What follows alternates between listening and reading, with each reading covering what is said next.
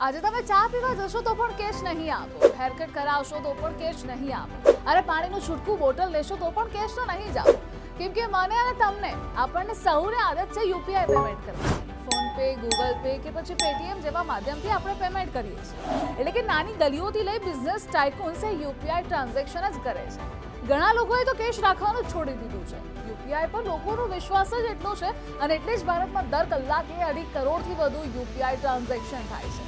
પણ જો UPI down થઈ જાય તો વિચારો, કેશ સાથે નહીં રાખવાની આદત સાથે ક્યાંક કોઈ વસ્તુ તમે ખાઈ પી લો અને યુપીઆઈ ચાલે જ નહીં, થઈ જાય ને સી. આ બધાની વચ્ચે સવાલ એ છે કે છેલ્લા 15 દિવસમાં 3 વાર અચાનક યુપીઆઈ સર્વિસ ડાઉન થઈ. શા માટે વારંવાર ક્રેશ થઈ રહ્યું છે યુપીઆઈ? અને યુપીઆઈ લાંબો સમય સુધી ડાઉન થવાના ચાન્સીસ કેટલા છે? અને જો આવું થાય તો આપણા ટ્રાન્ઝેક્શન પર કેવી અસરો થાય? નમસ્કાર, હું ધ્રુવિશા, આપ જોઈ રહ્યા છો આજનું જાણવા જેવું. વર્ષ 2016માં જ્યારે દેશને નોટબંધીનો સામનો કરવો પડ્યો હતો ત્યારે એટીએમ મશીનોની બહાર લાંબી લાઈનો હતી, કતારો હતી. અને તે જ સમયે દેશને ભીમ એપના રૂપમાં યુપીઆઈ જેવી ડિજિટલ પેમેન્ટનું વરદાન મળ્યું. અને આજે 9 વર્ષ પછી આ યુપીઆઈએ એટીએમને જ ભૂતકાળ બનાવવાના તબક્કામાં લાવી દીધું છે. એસબીઆઈના આર્થિક સંશોધન અહેવાલ એસબીઆઈ ઇકોરેપની નવીનતમ આવૃત્તિએ જણાવે છે કે એપ્રિલ 2016માં એક ભારતીય વર્ષમાં સરેરાશ 16 વખત એટીએમની મુલાકાત લીધી. અને આ સામે એપ્રિલ 2023માં આંકડો એ માત્ર 8 જ રહ્યો છે.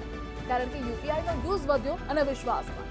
2016ની યુપીઆઈમાં શરૂઆત સાથે ડિજિટલ પેમેન્ટની દુનિયામાં ક્રાંતિ આવી. અને આ પહેલા ડિજિટલ વોલેટ પ્રચલિત હતું, જો કે આ વોલેટમાં કેવાયસી જેવી ઝંઝટ વધારે હતી.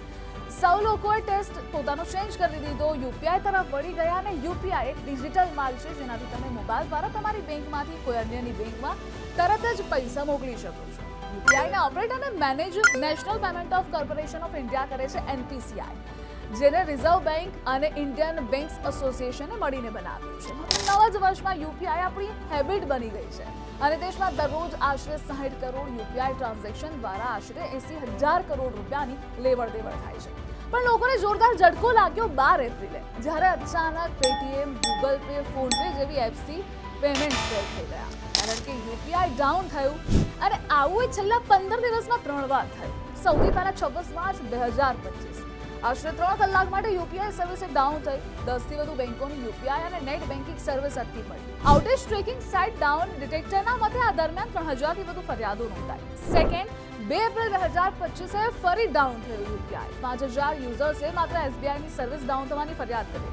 એનપીસીઆઈએ કહ્યું કે બેંકોના સક્સેસ રેટમાં ચઢાવ અને ઉતારના કારણે યુપીઆઈ ટ્રાન્ઝેક્શનમાં અવરોધો આવ્યા.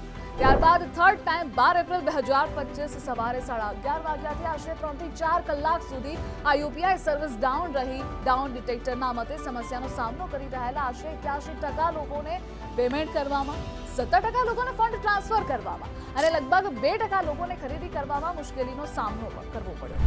આ દરમિયાન તમામ યુપીઆઈ એપ્સ પર 1168 થી વધુ ફરિયાદો આવેલી છે. સૌથી વધુ ઇન્સ્ટામાં આને લઈને મીમ્સ પણ વાયરલ થયા હતા અને તમે પણ જોયા હશે. હવે એ જાણી લઈએ કે કયા કારણસર આવું થઈ રહ્યું છે.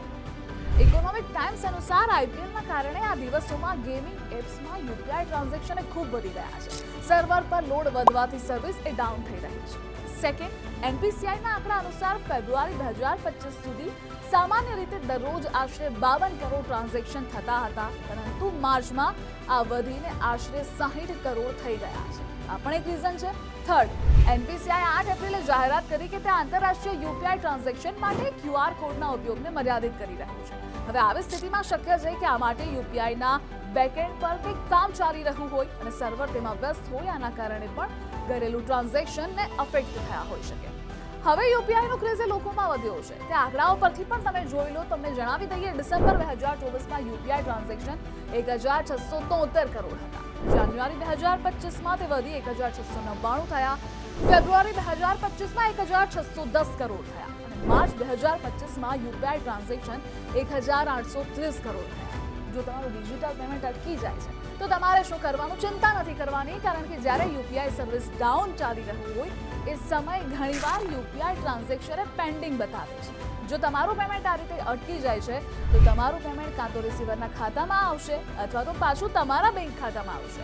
સામાન્ય રીતે આ થોડી મિનિટોમાં જ ક્લિયર થઈ જાય છે. આમાં વધુમાં વધુ 72 કલાકનો સમય લાગે છે.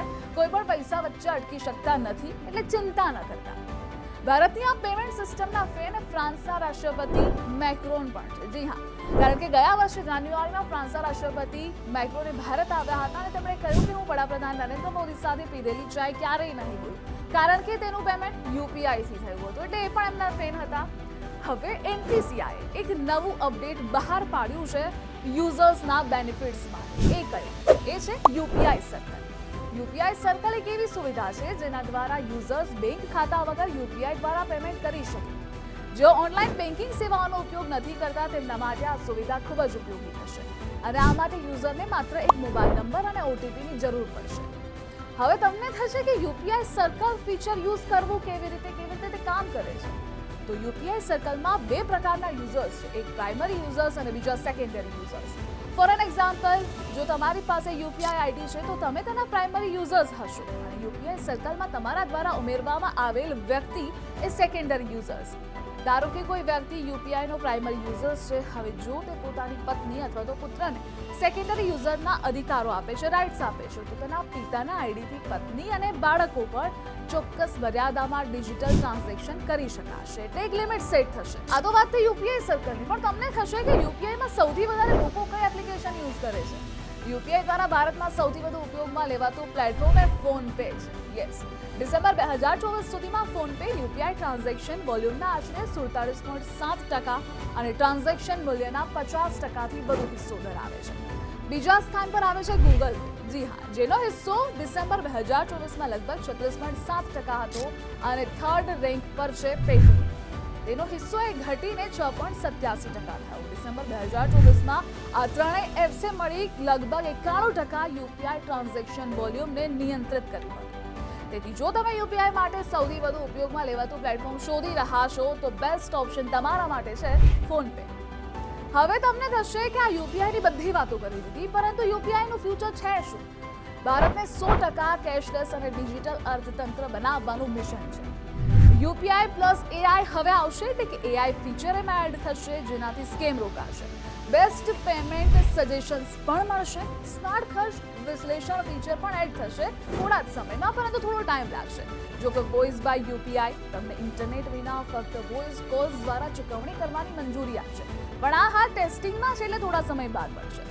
દર વર્ષે યુપીઆઈ વ્યવહારો 50 થી 60% વધી રહ્યા છે અને 2026 સુધીમાં યુપીઆઈ એ વાર્ષિક 250 અબજથી વધુ વ્યવહારો સંભાળશે આ અંદાજ છે.